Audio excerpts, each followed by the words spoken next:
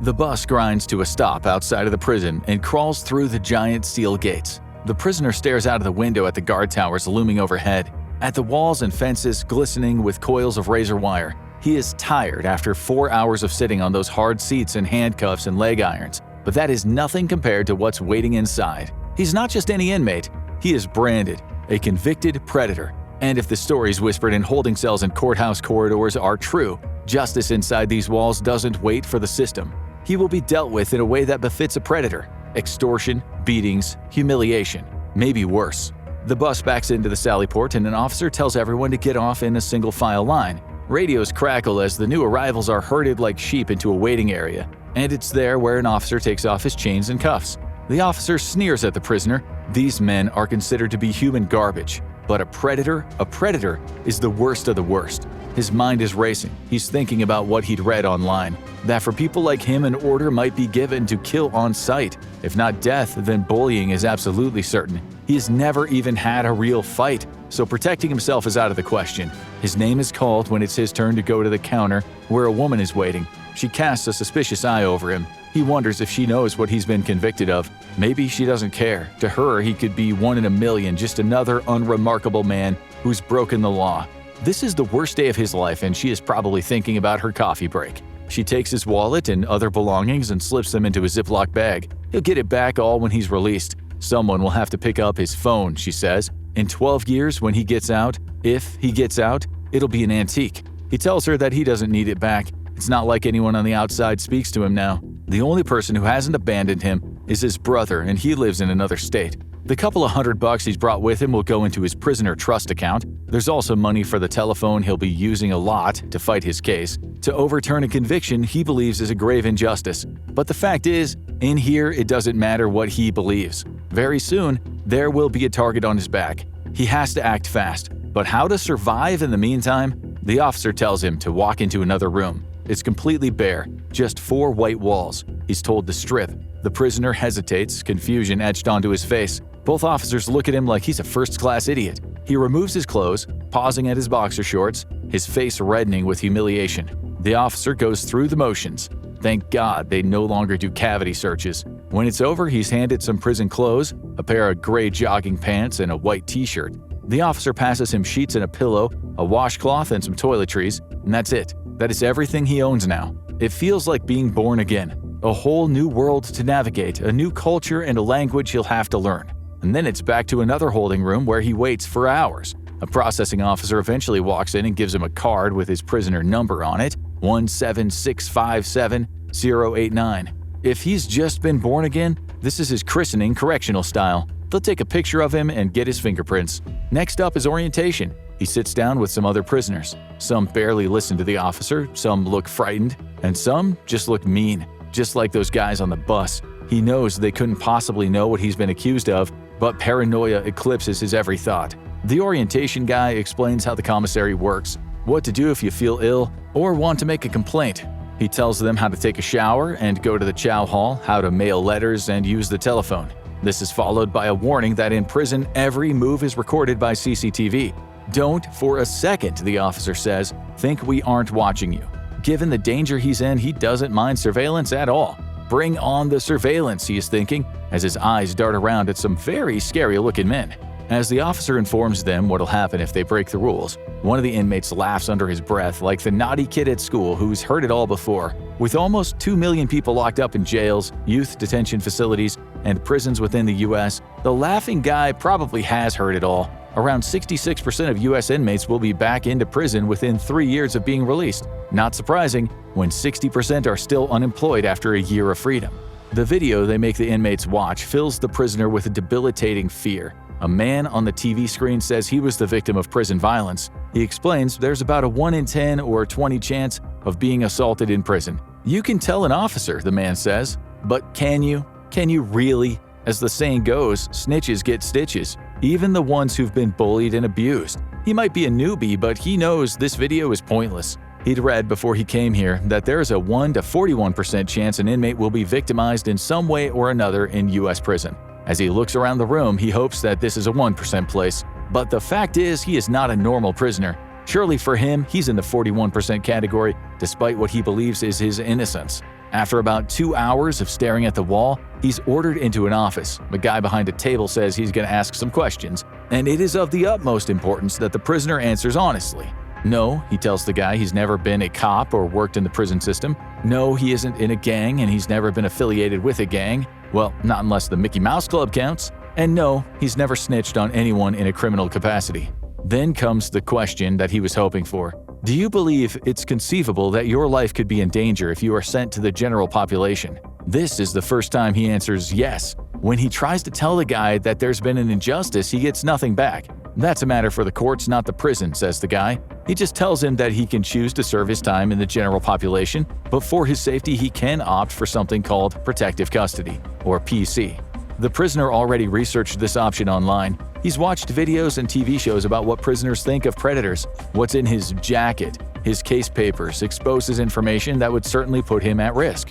If he chooses PC, it's as good as admitting his guilt. This is not an easy decision to make. He'll very much doubt that he'll be able to convince inmates in the general population that he's innocent. All that matters is what's in his papers. So it's either living with what inmates call chomos and abusers, or a rude introduction to the prison shiv. The guy starts listing privileges he won't receive in PC, and the fact that he'll spend most of his time in his cell. Regarding education and work opportunities, the guy says there might be options, but without doubt, much fewer than the general population. PC is by no means easy, the man says, and he has to be honest, with a conviction like his, general population will provide a clear and present danger. The guy is brutally honest, explaining that despite what was said in the orientation, inmates will have ample opportunities to launch an attack. There is literally no place to hide, and CCTV won't make a difference. He gives him a chance to think it over. In his mind, the prisoner is thinking about statistics again. Considering there are about 1.2 million inmates in federal and state prisons in the US, there aren't actually that many murders. From 2008 to 2016, the rate was between 40 and 80 murders a year, but then it slowly climbed toward 150. But what bothers him just as much is a study that said 4% of state and federal prisoners have experienced sexual victimization. PC might be the bottom floor of human nature, but he agrees to go there.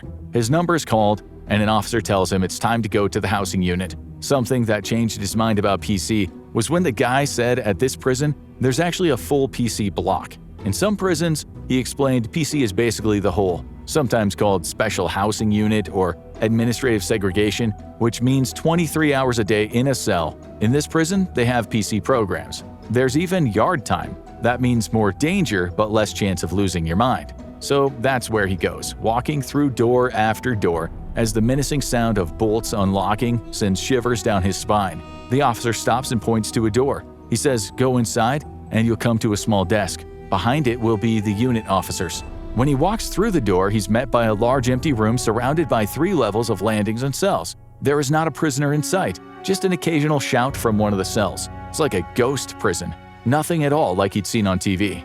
One of the officers leads him up a flight of stairs to the 2nd floor landing. Someone shouts "fish" from behind one of the doors. The officer opens a cell and nods his head for him to go inside. "Lights out at 9, he says, "and breakfast is at 7:30 a.m. in the chow hall." That's another reason he chose PC. Here they even get to eat in the chow hall rather than get food through the door. There's a prison rule book inside the cell. The officer tells him to read and then slams the door shut. That's it. This is home.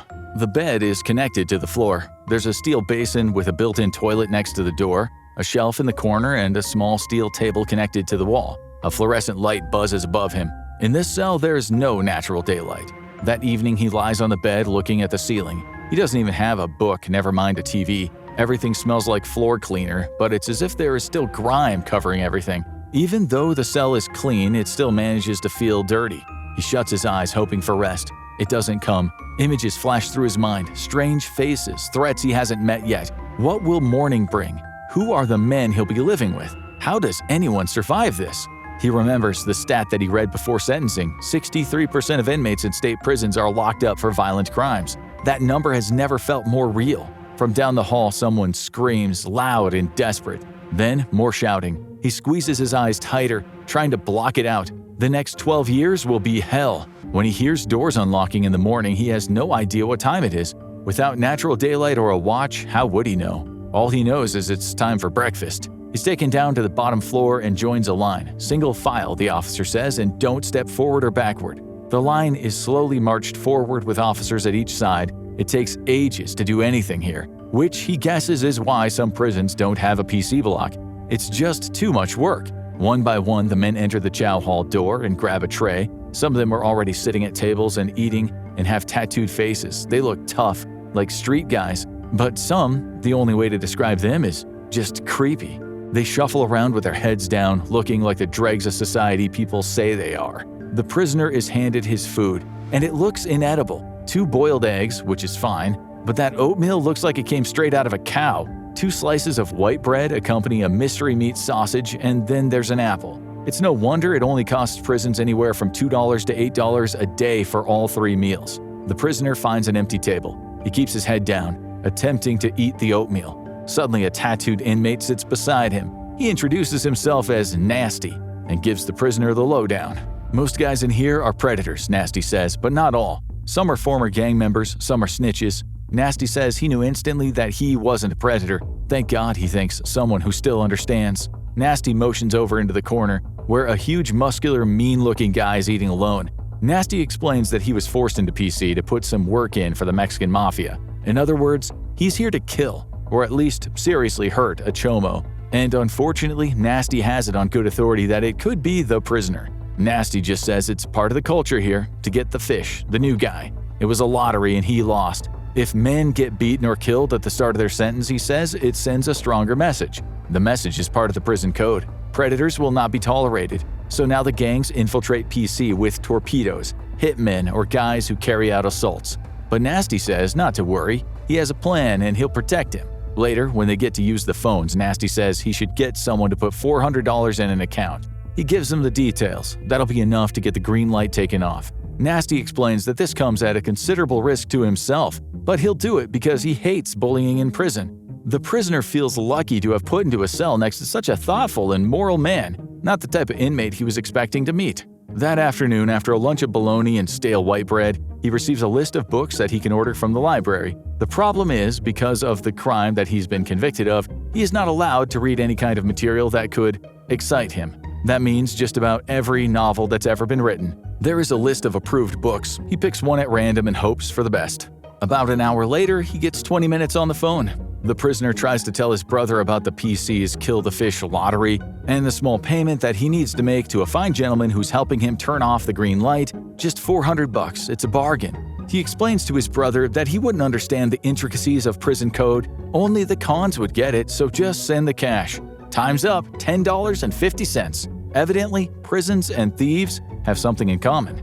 Later that day, when the men go into the yard, he sees something he really wasn't expecting. Nasty and the Mexican guy are standing there, chatting near the bench press. Both look his way and start laughing, executing what looks like a complicated gang dap handshake. The prisoner doesn't approach out of fear, keeping his distance until another inmate walks up and introduces himself as Kevin. Kevin notices his gaze drifting toward 2 other prisoners. The Mexican, Kevin explains, is Chico. He's been placed in protective custody because his release is near and he doesn't want any trouble jeopardizing his freedom. According to Kevin, in prison it's dangerous to let others know you're getting out soon. Jealousy runs deep, and some inmates will go out of their way to sabotage your plans. Many inmates in protective custody are just trying to make it to their release without incident. The prisoner tells Kevin about the fish lottery, but Kevin quickly dismisses that, saying the prisoner has been scammed. Nasty just ripped off so many people that he was a dead man if he stayed in the general population. There was a target on his back. Even now, in protective custody, the threat remained. But among the cholos housed in PC, it was unlikely anyone would act on it. The rest of the inmates just wanted to serve their time and get out. It seems the monsters and predators in PC come in different shapes and sizes. The prisoner has a lot to learn in the next 12 years. Should predators face harsher treatment inside prison walls, or does every inmate deserve a chance to serve their time without fear for their life? Drop your thoughts below. If you want to know the origins of Nasty, watch What Happens in the First 24 Hours in Prison, or have a look at an overview of prison predator life in What Really Happens to Predators in Prison.